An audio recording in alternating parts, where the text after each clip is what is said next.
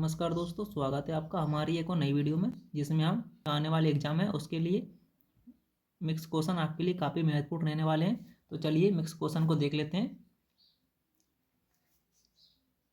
हमारा पहला प्रश्न है कि एक दुकानदार पेन के अंकित मूल्य पर 10% की छूट के पश्चात 12% का लाभ कमाता है, तो अंकित मूल्य और विक्रय मूल्य का अनुपात ज्ञात करना है। अंकित मूल्य क्या होता है? मार्केट प्राइस होता है, और विक्रय मूल्य मतलब सेलिंग प्राइस होता है। तो एक साथ लिख लेंगे हम मार्केट प्राइस और एक साथ लिख लेंगे सेलिंग प्राइस। हमें अनुपात ज्ञात करना है, अनुपात ज्ञात करना है, ये वाला क्लियर है दोस्तों।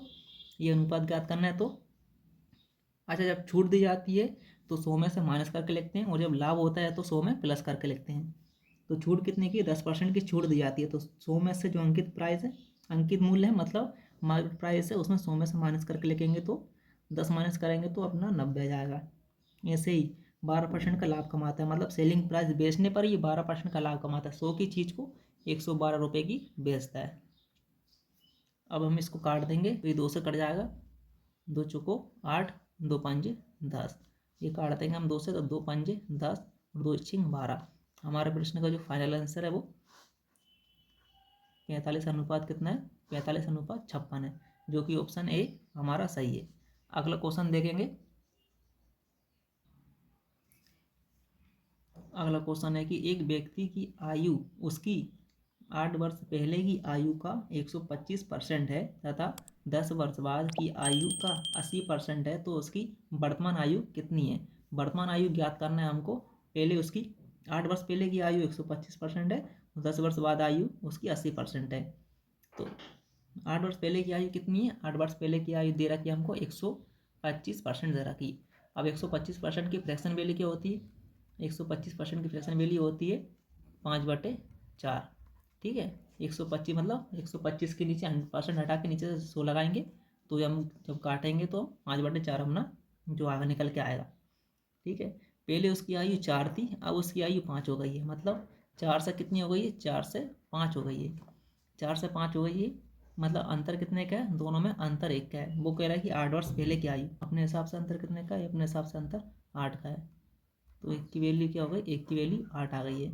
क्या पूछ रहा है? कि वर्तमान आयु पूछ रहा है। तो वर्तमान पहले 4 थी, अब 5 हो गई है। वर्तमान ये है, तो 8 का मल्टीप्लाई 5 में करेंगे तो 8 पंजे 40। तो वर्तमान आयु जो है 40 साल है। हमारा सी ऑप्शन सही है। ठीक है दोस्तों, अगला प्रश्न देखेंगे हम। प्रश्न है कि 3 आवाज संख्याएं x, y और z हैं जिनका योग 50 है। योग कितना है? 50 है। तीनों को जोड़ने पर कितना आना चाहिए? 50 आना चाहिए।